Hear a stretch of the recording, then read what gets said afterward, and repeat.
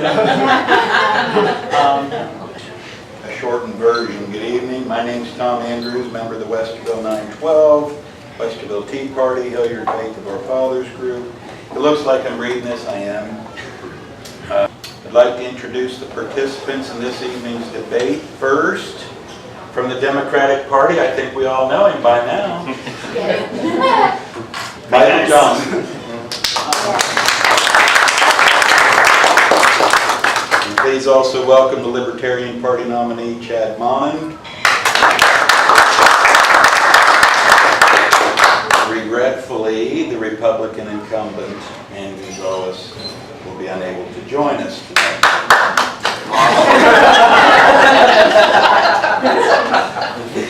Now for the ground rules. We'll start with a few pre-submitted questions, alternating who goes first. Okay. With each successive question, each candidate will have 2 minutes to respond to the question. At the moderator's discretion, an additional 30 seconds and 30 seconds only will be provided each candidate to clarify a response if necessary. A bell noise is the cue to just stop wherever you are. Okay. And we're going to have this fella back here, this handsome young man back here. He's holding up 30 seconds when you have 30 seconds left of the 2 minutes, and then a stop when 2 minutes is over. So just go ahead and complete your sentence, and if you keep going on, that bell will go off. Clippers, ring your bell. There we go. Cows wrong. Let's see. Then the next session, this is something a little different, will be each candidate is asking the other candidate a question, and you have 2 minutes to respond, and then the asking candidates will have 2 minutes for a rebuttal. Okay? So Chad, you would ask Mike something, and Mike would ask Chad something, and then each of you have 2 minutes to rebut. Okay? Then our last session will be questions from the audience following the same rules as the pre-submitted questions. And we'll begin tonight and end with 3 minutes given to each candidate for introductions and a conclusion. And by flip of a coin, we'll see who goes first. Now, to see who gets to call the flip, I got a number between 1 and 21. I can go first. I've been talking for 20 minutes. I'm good. Yeah. However you want to do it. All right. Then we'll start with Chad then to go first, since Mike has been talking for a while. Chad, go ahead, give us 3 minutes about who you are. Thank you for having me here this evening. I appreciate it. I apologize for the delay. I'm finishing my MBA at Ohio State, and after tonight's session, there was a foreign policy debate, so I had to participate in a little bit of foreign policy, discussing a lot of things that have to do with, what's going on here in Ohio, whether it's jobs and trade negotiations and trade relations and things of that sort. So finishing my MBA at Ohio State, I was born in Dayton, Ohio in 1971. I'm a Buckeye. I moved to Columbus in '96 after university, and I've been here ever since. In 2001, I was pulled into the military full-time on active duty with the Ohio Army National Guard and the 19th Special Forces Group, and where we were activated after September 11th, basically. So I was on active duty from 2001 until 2003, when I was discharged after a back injury suffered during a parachute jump down in Fort Bragg. After that, I created a company in 2004 to serve the U.S. military and soldiers and government agencies around the world. I started that company with a business partner, and we each put in about $1,000 into that company, and built it into an organization with 23 in 23 different countries with about 15,000 employees. So small company turned into a very large company. I navigated a lot of regulatory environments in the state of Ohio and Washington, D.C. I've created jobs. I know what it's like to create jobs. I've signed the front of a paycheck, so I know how important that is to people, to our economy, and I've paid the taxes that go along with it. I decided to keep the company headquarters here in Columbus because that was important to me, even though a lot of states want you to move your company to whatever state they're in and in our case, Virginia and Washington, D.C.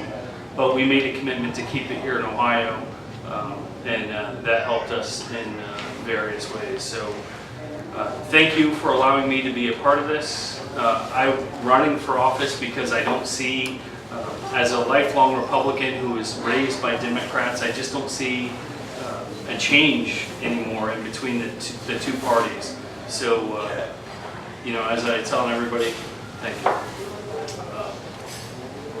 I've loved the Republican Party all my life. I would ask all of you on election day when you go in to sort of ignore the party labels as the politicians you've elected before have ignored them. And so when you go in there, I'd ask you to vote for the person and not for the party, and let's move forward. Perfect. Michael. Practice. My name is Mike Johnston. I'm the Democrat running for state representative here in the 19. Just a quick background about me. I grew up in east of Pittsburgh. My mom's a teacher, my dad's an accountant. I moved out to Columbus to go to OSU in the late 90s. I wound up getting my undergrad from DeVry in Computer Information Systems Programming. I've got a master's in project management, a master's in public administration.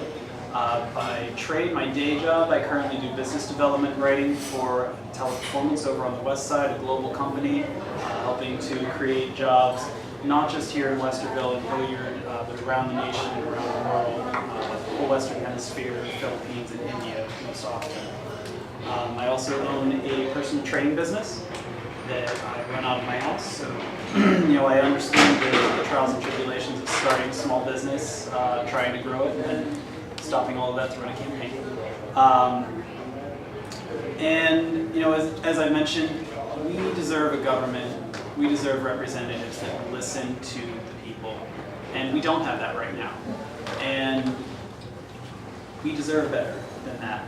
And so I'm looking to bring that and to get your ideas and feedback so that Ohio can have better legislation, whether it's writing something new to fix a problem or removing something that's causing the problem. And those are, those are both things that I look forward to doing in the legislature for you, if you're kind enough to bless me with your votes and elect me in November. All right, well, my partner here tonight is Joy Runyon, and she's going to ask the first question, and we'll let Michael take it first, since Chad went first on the introductions. Okay, with Colorado and Washington State legalizing marijuana for both medicinal and recreational use, if a vote were being held in Ohio House tomorrow to do the same thing, how would you vote and why? I would absolutely vote to legalize, regulate, and tax. I would say that Colorado's overtaxed it because they still have a black market, and you know, it's a matter of freedom. When you have a medicine or something like out that's really safer than alcohol that people do for their own entertainment or for themselves, it's not the government's job to tell them that they don't own their body, that they can't do what they want. And so hopefully the bill will come up, and if one doesn't, I will probably be dumb enough to write it and drop it into the hopper, because it's time for the drug war to end. It's led to a militarization of our police, which, you know, those of you who are on Facebook, I don't know how you could possibly escape seeing the side effects of that. It's on the news. And we need to end this. It is a war on the American people, and it needs to stop. We're, as the people, addicted to war, and we need to break that. So I would end the drug war. I would also vote for legalization for a lot of the same reasons Michael suggested. You know, there's a lot of, if you look in our society, there's a lot of positive and negative externalities when governments or someone legislates anything like that. And, you know, one of the biggest proponents of people that want to keep it illegal are the Mexican cartels in South America.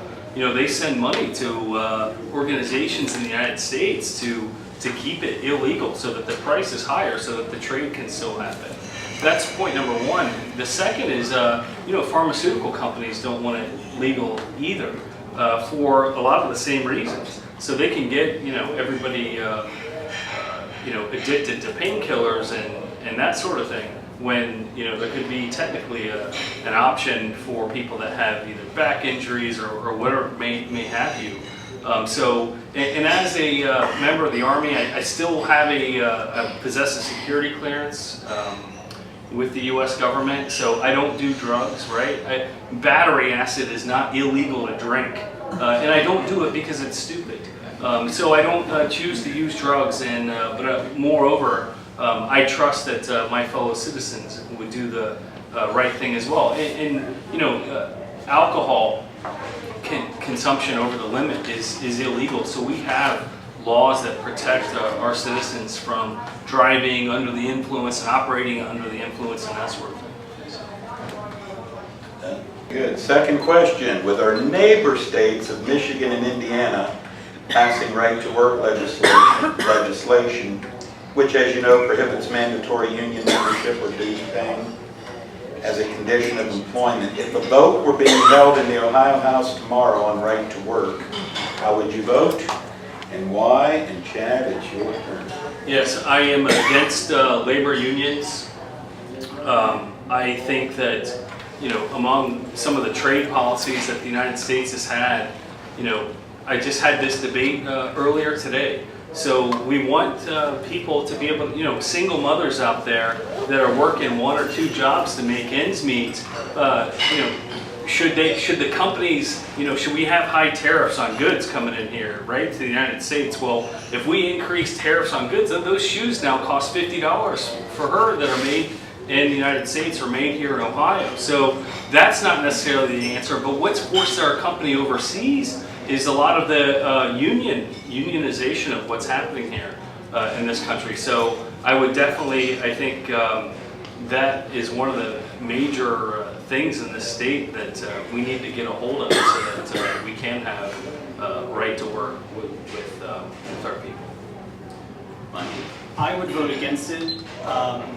Without the unions, we would not have a middle class. I know nobody here is old enough to remember the railroad strikes in the late 19th century that led to the beginning of the labor movement.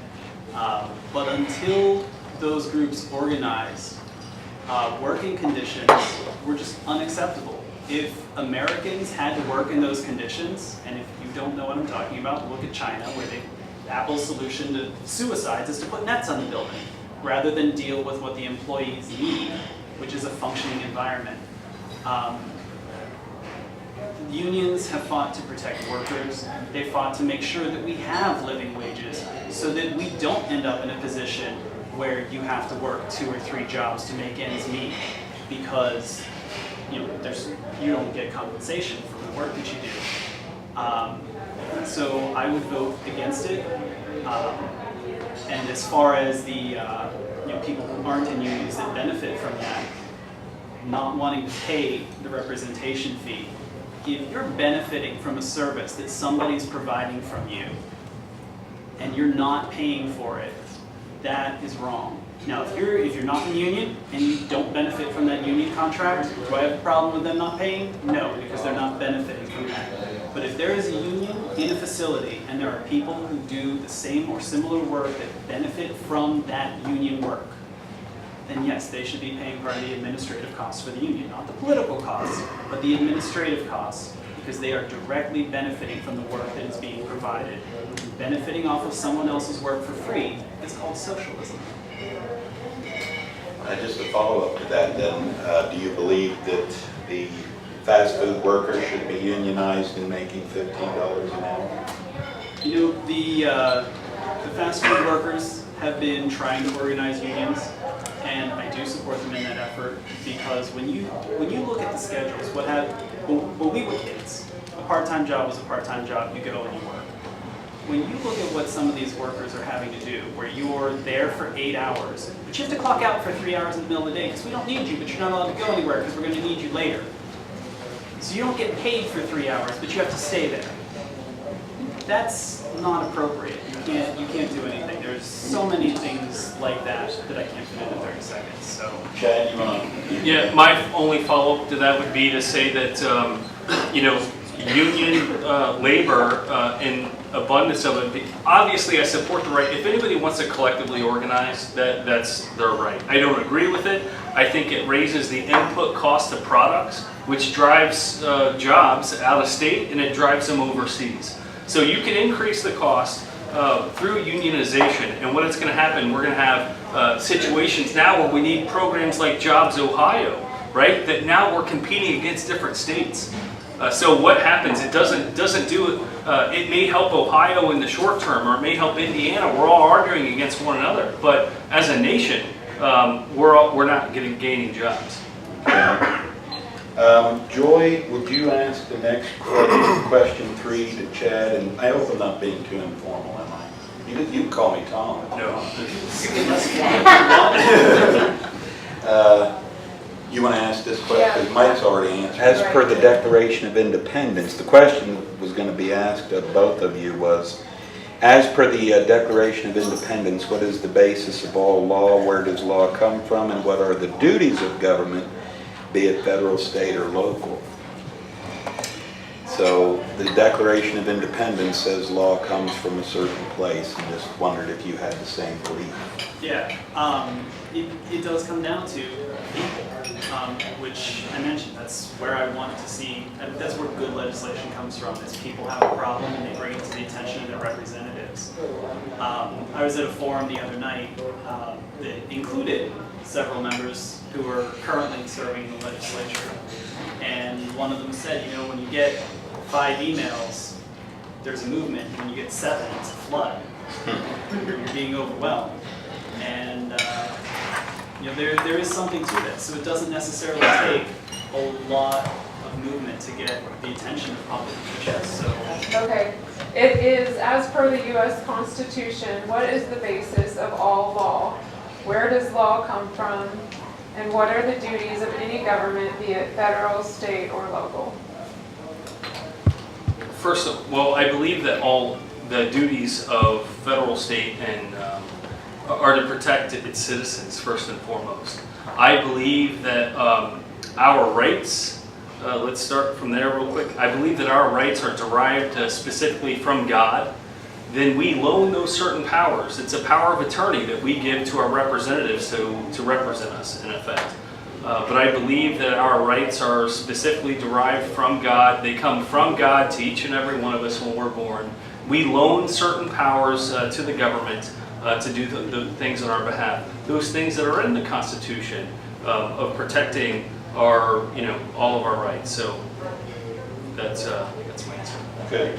All right, next question, and again, you've got 2 minutes to answer, and that would be, where do you stand on face, license plate, traffic scanners, and red light cameras?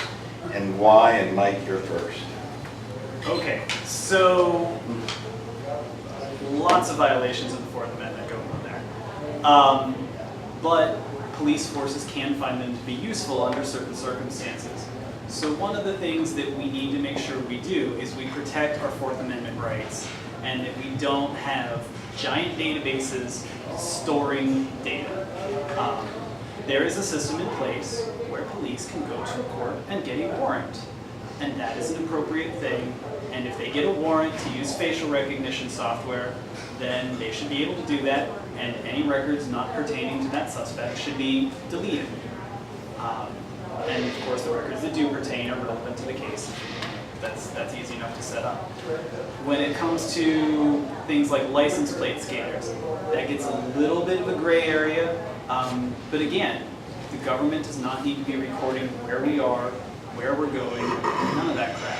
And we need to make sure that we're protecting the Fourth Amendment and our right to privacy, and not being tracked by either the government or the corporations that are installing the cameras. And when we implement these things, we need to make sure that they're fair and equitable. When you look at where things like red light cameras get placed, they tend to be in very urban areas where, for whatever reason, economics, social inertia, these things tend to hit urban minority populations much harder than it hits those of us out here in Westerville, and that reflects on us as a people. So we need to make sure that we're implementing these things in an appropriate way that doesn't cause disparity in how the law is enforced. So you would be against or for red light cameras?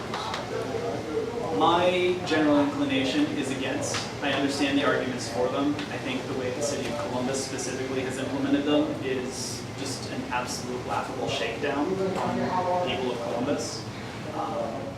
It's, it's a problem. Okay. I am against red light cameras. Besides the fact that, it's a revenue generating mechanism, they do have a tendency to cause accidents. If people see, a red light camera, they sometimes abruptly stop when they should, actually get through the intersection.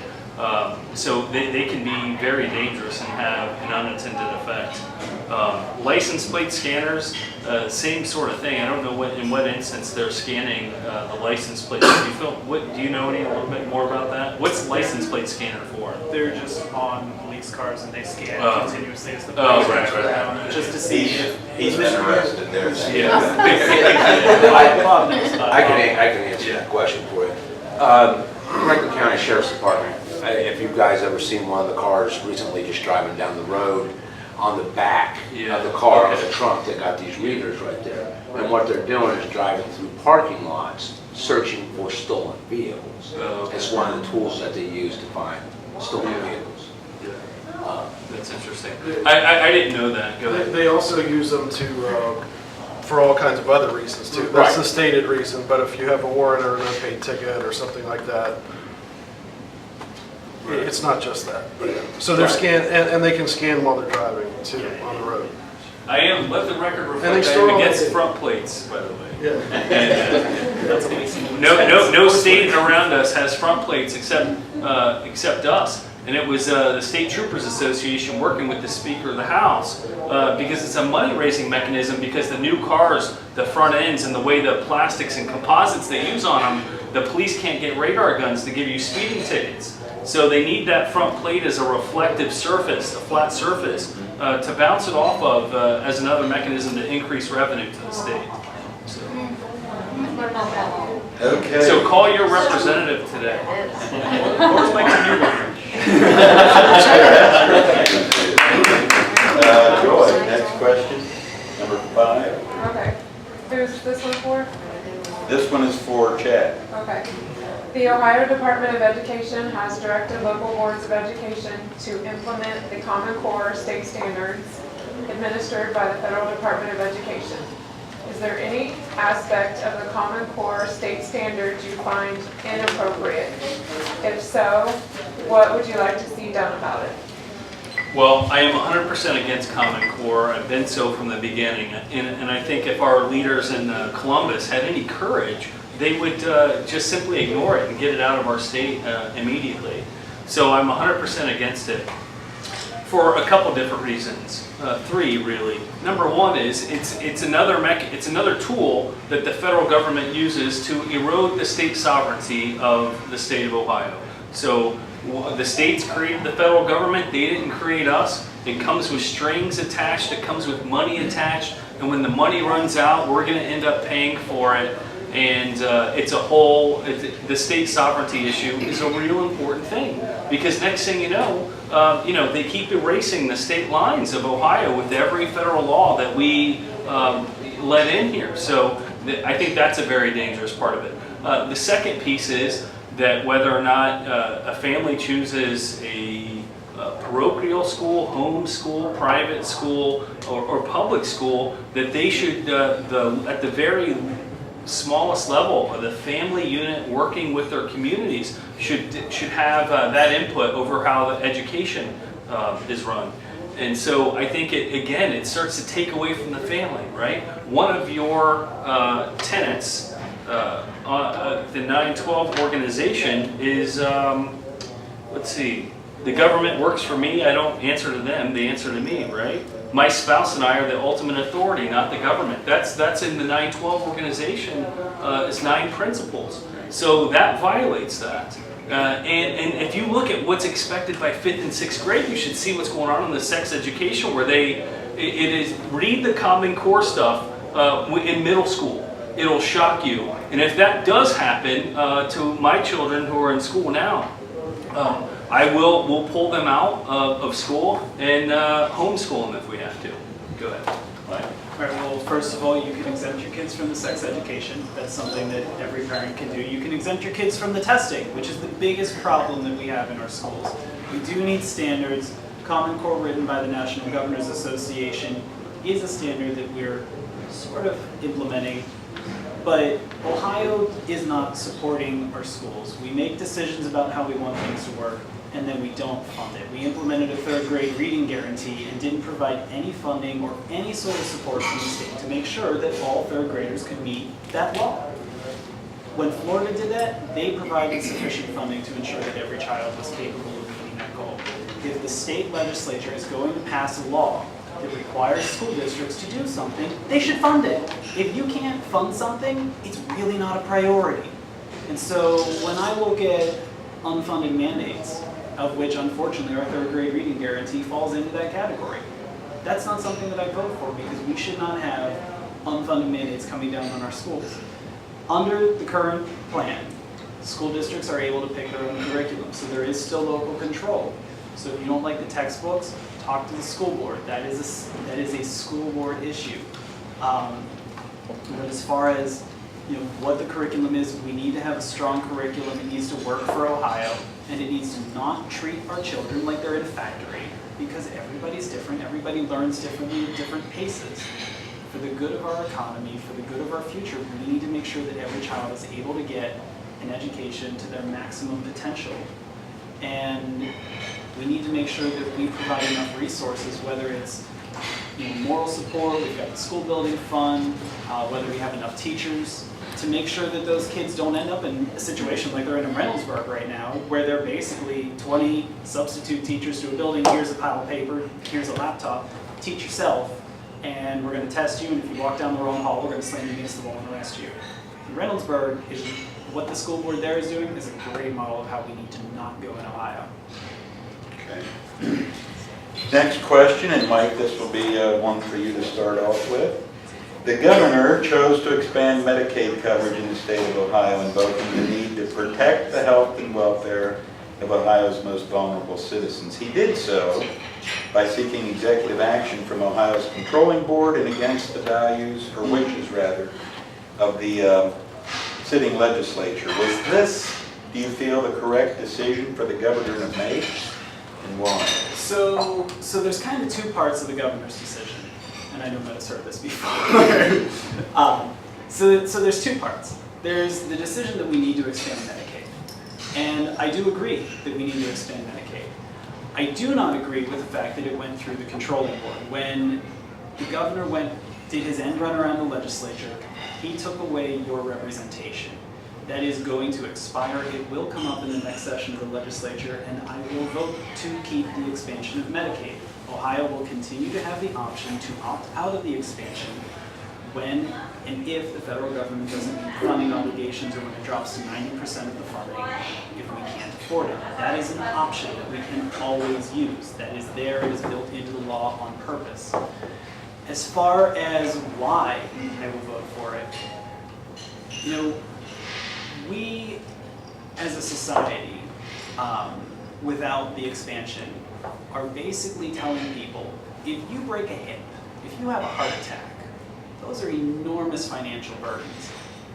And if you don't have any insurance, you have to pay for every bit of it yourself. And we're putting people in a position where they're having to choose between keeping their home that they have raised a family in, staying in their community, or losing everything that they have and ending up on the street, moving in with relatives. There's all kinds of horrible, bad things. Most bankruptcies in America are based on medical expenses. And when you look at the good that the expansion is doing, rural hospitals around Ohio and around the nation where the Medicaid expansion is in place are operating in the black for the first time. And that saves everybody.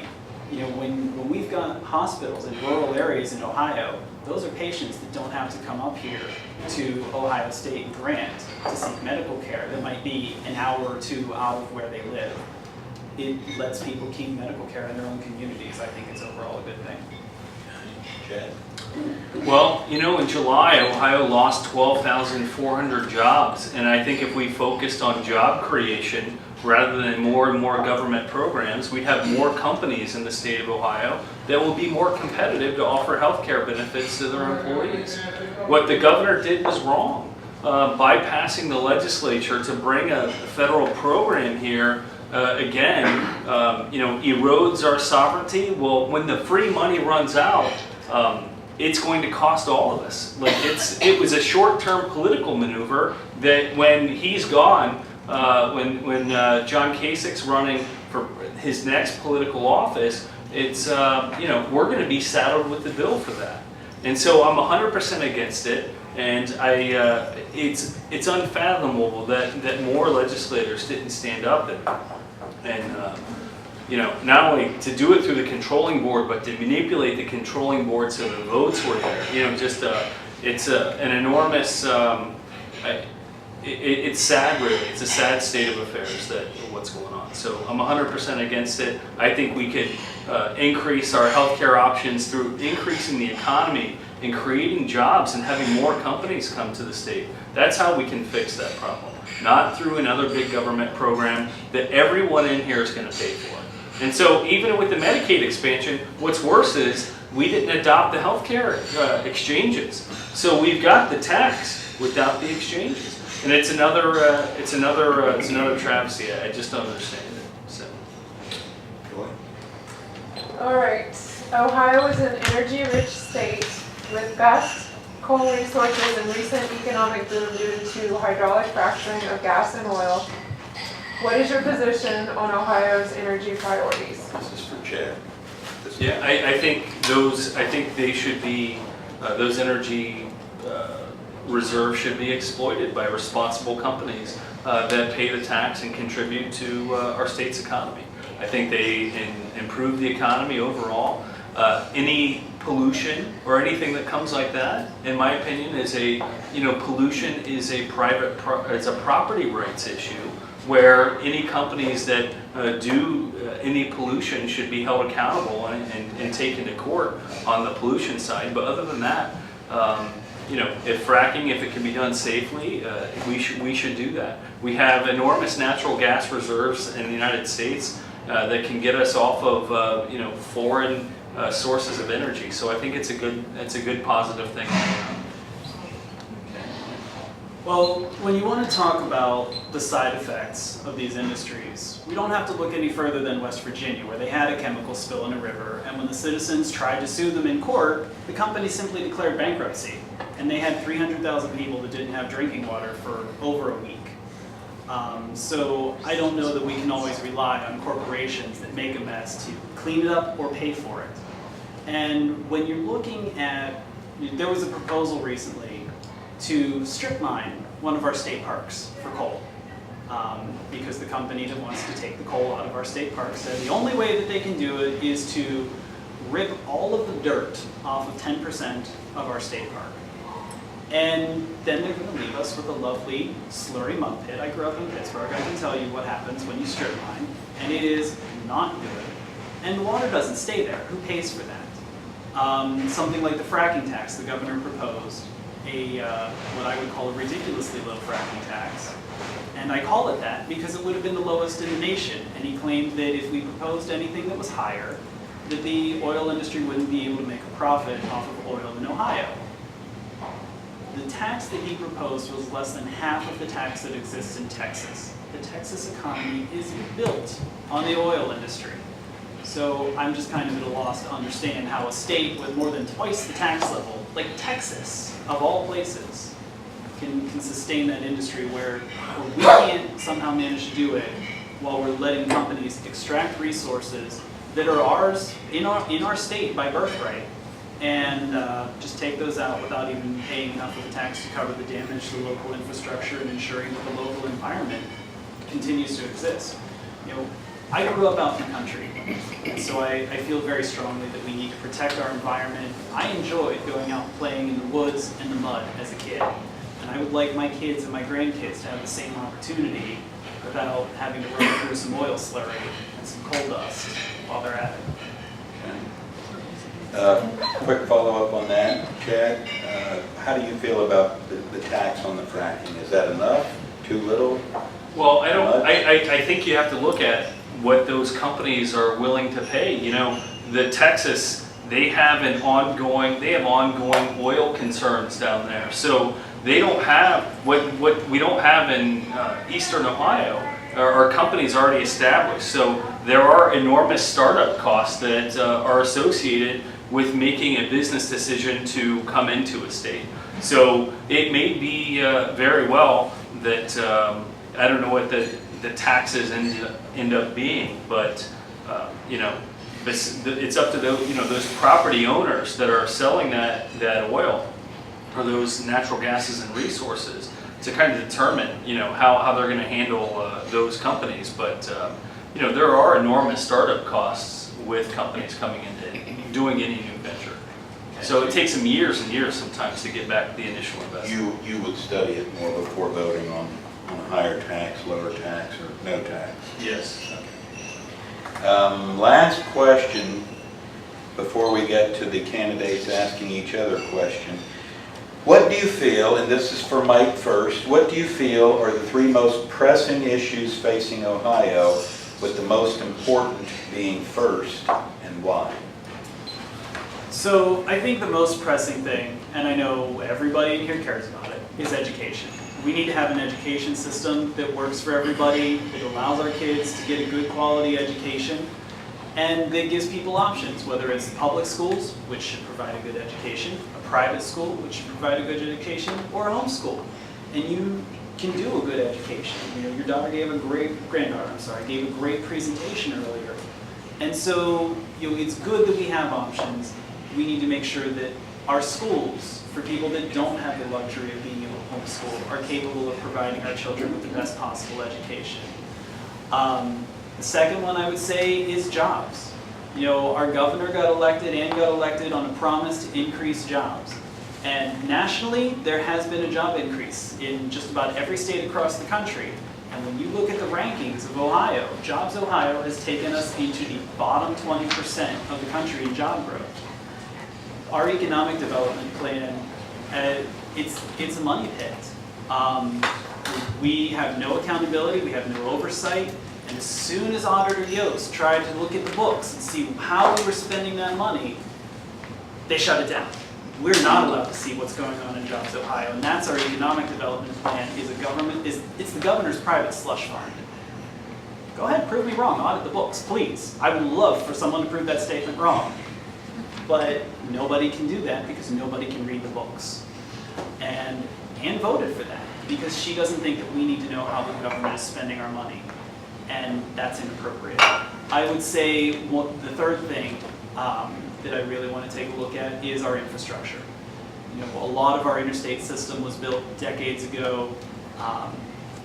Bridges are not in the best condition that they could be nationally and as a state, and I know the Department of Transportation is working on that, but we need to make sure that we have a functioning infrastructure to support a 21st century economy, because that's what's going to bring businesses, that's what's going to bring jobs, that's what's going to bring people, is having a functioning infrastructure to move goods and people. And this is a lovely run-on sentence. Thank you very much.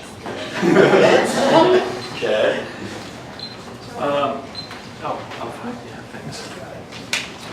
I think the three major priorities in this state are, number one, addressing the state sovereignty issue. I would put that as number one. And there's, for the variety of reasons that I mentioned before, you know, I think it's important that the states sort of, you know, they need to assert themselves. A lot of people talk about having a constitutional convention. I've heard that come up a lot, but you know, I'm not certain that the governors in this country are strong enough or have enough integrity to get us through a convention without it running away from us, or all kinds of different issues coming in there. You know, I know everybody says that, look, we need a balanced budget amendment, that sort of thing on the federal level, but you know, as soon as the ink wasn't dry on the Constitution, and they were already trying to figure out ways around that. So I think as citizens of the state of Ohio, not citizens of the United States, but citizens of the state of Ohio, we need to reassert ourselves against the federal government and let them know in Washington that this is not a province of Washington, D.C., that we're proud of our state, we live here, and we can take care of ourselves. To, they let them deal with France and keeping the Mediterranean open, and we can deal with everything else here. So the state sovereignty issue, I think, should be point number one. Point number two would be the economics piece again. It really hurts. I understand why the governor and the legislature would have a sort of a thing like Jobs Ohio. I understand what their mechanism for doing that, but you shouldn't have to divert money from a state monopoly like the Ohio Liquor Control. Divert money that already belongs to the people to create an organization to compete with other states, right? To get companies in here that get tax abatements that ends up hiking our property taxes. So I'll stop there. I'll get to the last. Real quick, number three. Real quick, number three would be education and eliminating Common Core. Again, it's a sovereignty issue. Right. So thanks. Well, that represents all the pre-submitted questions. Now it's time for you guys to question each other. Let's get ready to rumble.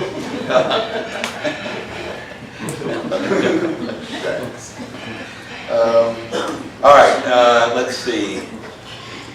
Mike went first, so Chad, you get to ask Mike the first question. Mike, you get 2 minutes to answer. Chad, you get 2 minutes to rebut.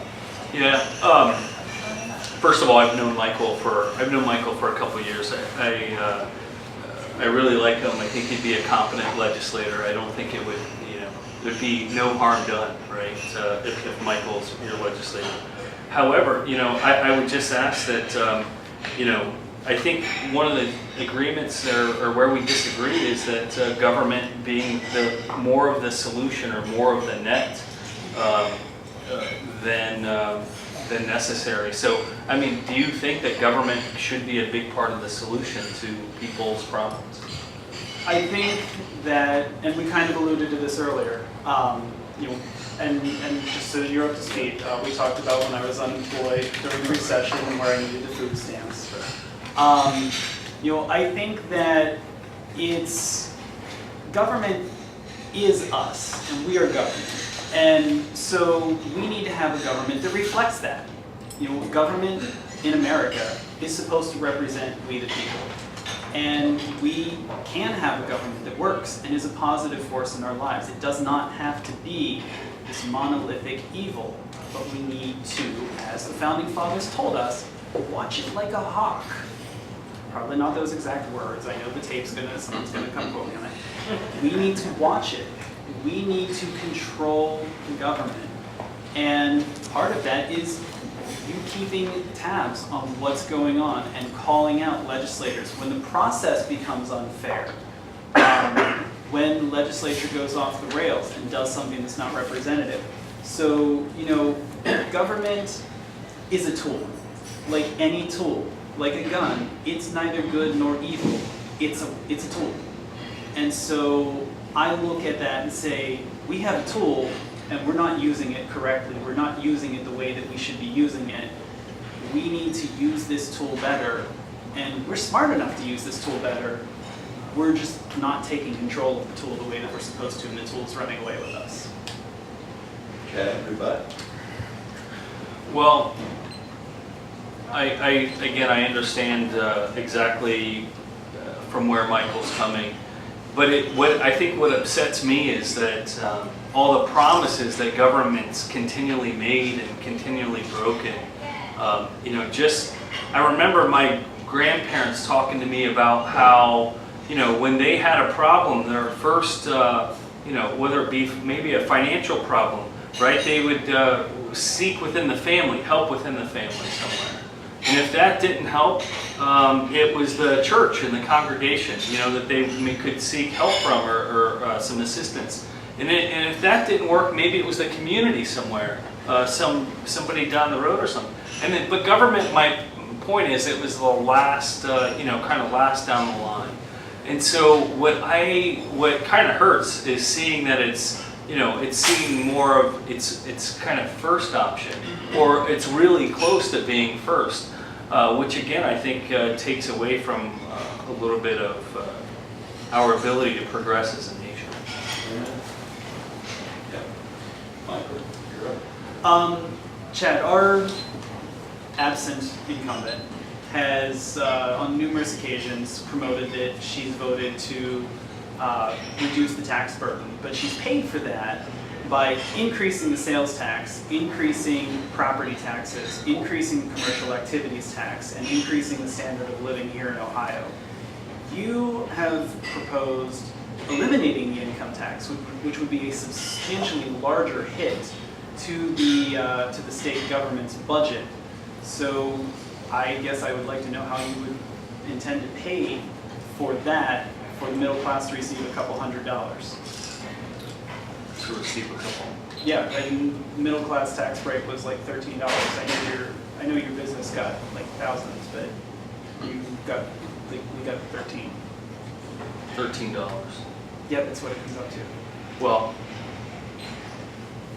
I would like to eliminate the state income tax because I believe it'll drive companies, just like Florida and Texas, companies are moving there as fast as they can unbolt them from California. And so that's a real look. When you have our trade regulations the way they are overseas, it all trickles back to what's going on in the state of Ohio. And so we need to free that up. How do you pay for, other things in Ohio? Well, there's consumption taxes like they have them in Florida. So I wouldn't mind, a sales tax that was reasonable where everybody pays the sales tax, right? Where people now can evade or avoid income taxes in the first place. And so that becomes sort of a game. Our income tax here was supposed to help pay for schools in 1971.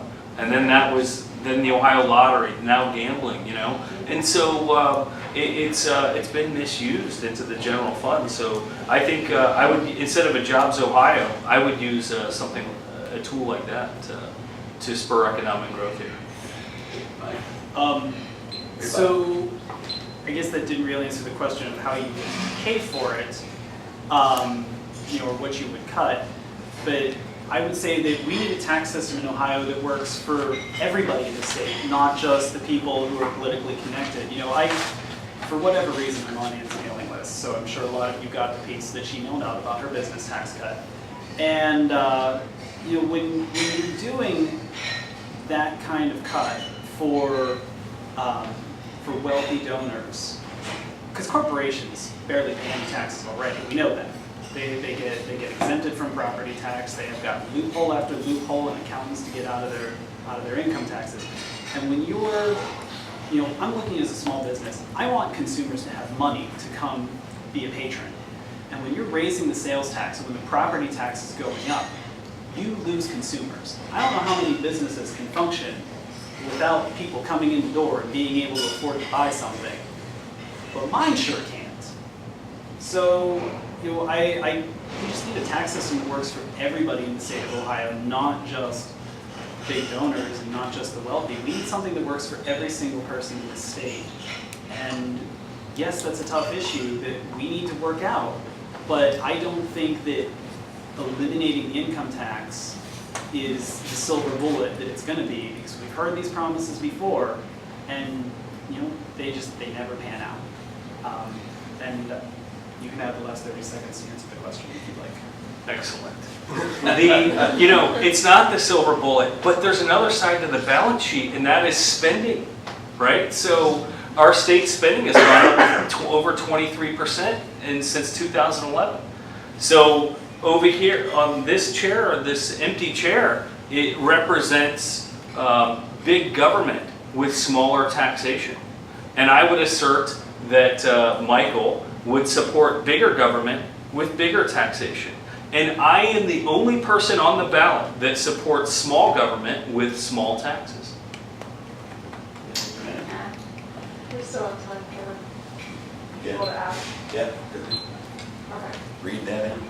So, time for questions from the audience. If you want to ask a question, please raise your hand and speak loudly so the candidates and others of us can hear your question.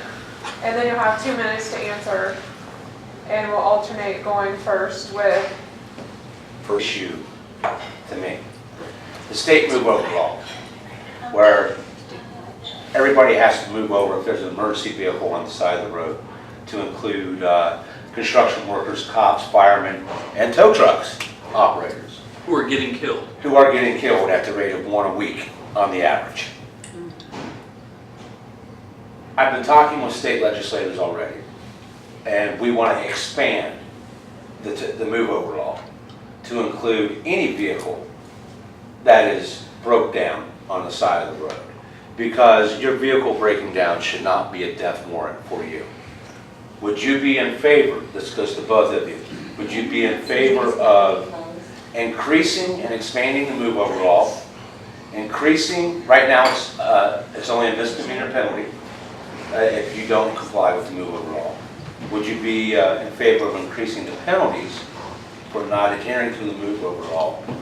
And would you vote for funding for state education for awareness of the move over law? That's 3 questions. Sorry about that. Well, in matters of public safety, I would totally agree with exactly what you said. I think it's a shame. It always, I don't drive emergency vehicles, but it scares me to even be on the side of the road. And when I do have to pull over, I mean, I get way off into the grass just because I'm afraid of somebody not paying attention and running straight into the back of the car. You know, people that just pull over for the kids for whatever reason, it's terrifying. So that is unfortunate, but I know that happens. I think it would be, I think it should be definitely added to the driver's testing, and it would be, you know, for educational purposes. That doesn't take too much to add that little requirement in there. You know, when people get their license, a refresher and testing and that sort of thing. And for all of the mail that is sent out by goodness, the Bureau of Workers' Comp, they could save a couple stamps there and definitely educate our citizens better on that. So I would support that. But good luck getting people to drive better in the United States at all. Okay. That left lane, if we can get them out of the left lane just for passing, I'll get them out of the right lane. Thank you for the serving staff of the water. Yeah, fill us up. We're talking straight now. So, you know, it is a problem. And as far as increasing the penalties, I'm just going to address that real quick. I would want to know what you're thinking, how exactly that would work. You know, there does need to be something done about it. An awareness campaign, whether there's something that we could provide to emergency vehicles. Concept of, you know, just cars that are broken down is a new one, but, you know, I support it. You know, that's something that you just do as common courtesy. I don't know entirely how you would enforce it, so that's something that I would want to look at. You know, we should not pass laws that we can't enforce. But it's definitely a problem that I would love to discuss and come up with a solution for. As far as awareness, you know, putting it on the driver's license test is nice, but I don't think that we should expect police and firefighter and stranded motorists to wait 50 years until the majority of the population is aware of it, because that's how long it's going to take for a majority of drivers to have seen that question on the test. So, you know, I think some sort of PSA probably is appropriate. We did it for texting and driving. I certainly think it's appropriate for us to take a look and say, this is an issue that costs lives of people that are working for us every single day, and getting a flat tire and getting stranded on the side of the road could happen to any one of us on the way home. And you know, it shouldn't be a death roulette on the highway. You know, I posted up on my Facebook this week with what little pulpit I have right now as a candidate. Just move over. You know, if you move over and the person behind you sees that you moved over, maybe they'll move over, because that happens on the highway. You see that someone moves over and the car behind you moves over. It's setting a good example. And as far as legislative fixes, there's probably something that we can do to explore that and make sure that we're doing a PSA. And Okay, do we have any other questions? They're going to be closing soon, and we have to get closing statements from the candidates. Jeff, take 30 seconds. I'll be generous, take 30 seconds. This is a short question for Michael. When you're answering Common Core felt like I was getting a letter from Peter, and that. Wow, Are that's the harshest thing that's happened tonight. Yeah, I'm sorry, but so are you for it or against it? I am for Ohio having strong standards. What we have right now is Common Core, and our schools have invested millions of dollars trying to implement that. For us to turn around and pull that out without even bothering to address things that are more problematic, the over-testing. You know, the testing is worse to me than where the standards come from. We have rigorous standards, we have local control of the curriculum and the textbooks. But when we're running our kids through high stakes, high pressure tests, and I have teachers telling me that 8-year-olds are having stress panic attacks over the tests on a regular basis, that to me is a bigger problem in our education system than who wrote the standards, whether it was the National Governors Association or the State Board of Education. So I'd like to see more pushback on the tests, and that is pushing back at the federal government. You know, No Child Left Behind started this push for testing and testing and testing. You know, we have teachers; they're professionals, and my mom's a teacher. I know many teachers. They want their kids to learn, and if we don't let them teach, and that as a teacher, you know, you have a passion. We want our teachers to teach, and not just do a test, but teach actual material that our kids can use. Yeah. I'm 100% against Common Core, and I defy the federal government if I had the opportunity. Okay. Anybody else? I hope that. Yeah, I just have to tag on to this. Okay. School board member at Westerville. I am totally against Common Core. What you have to understand is this is one big package. This is not where you can pull out any pieces and parts. We have the standards, it all goes all the way down through the testing. So we don't do one thing and not the other. It ends up with the park test, and the kids have to be taught for that test.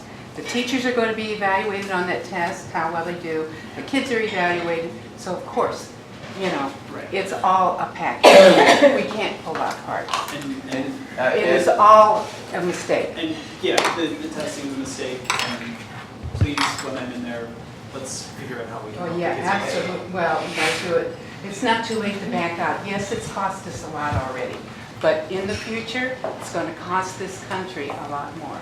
And when I went to curriculum night, I never felt so much like I was in a socialist country as that night. Absolutely. When statement after statement was said, we got to do this because of Common Core. Not because it was the right thing, Right. but because it was Common Core. We don't have time to even talk about it. Yeah, we need to get back so that we have time for the closing comments and that, because they are, our serving staff does want to. Michael, take a minute and tell us why we should vote for you. Well, I feel like we've talked so much tonight, we're all old friends.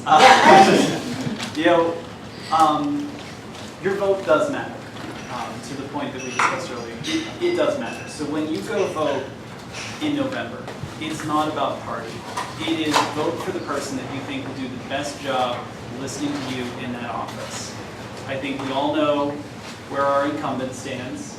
This is her MO. This is how she campaigned, by not showing up to squat. So all of you can hashtag where is Ann when you talk about the event. I would ask for your vote, because we need a government. We deserve a government that listens to you, that will represent you. And we need a representative who's in the community, and not just a campaign season, but all the time. We need someone who is available, who will take that public feedback to heart and listen to it and look at all sides of the issues and read the legislation before they vote on it, and not just be a rubber stamp for the governor. So please vote for me in November. Thank you. Chad, 1 minute, why we should vote for you. Well, I'll kind of end with the beginning. Like I said, on the ballot, I will be the only person in November that supports small government with small taxes. The only person. And I'm sure is a nice person. I've met her once, but I understand why people like her. I get it. But the fact of the matter is that state spending has increased 23% under people that are supposed to be guard against big government. We've had Obamacare, now we have Obamacare, and these are things, these are just little chips away at our sovereignty, and we need to stop it before it's too late. And I don't think, with all the money that's in politics, I don't think we can count on the pendulum going back and forth between, the two parties to get the job done. And I think when you go into vote in November, it'll be tough, but vote for the person and not for the party, and let's save the state of Ohio. Okay, well, I would encourage anybody that wants to meet the two candidates to go up and say hello, shake hands, ask them anything you want to ask them. But I'd like to thank them for being here this evening.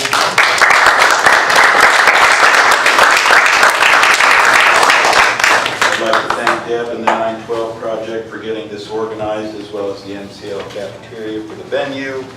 And most of all, thanks to all of you that showed up here tonight, because you're seeking knowledge to become a more informed Ohio citizen and voter.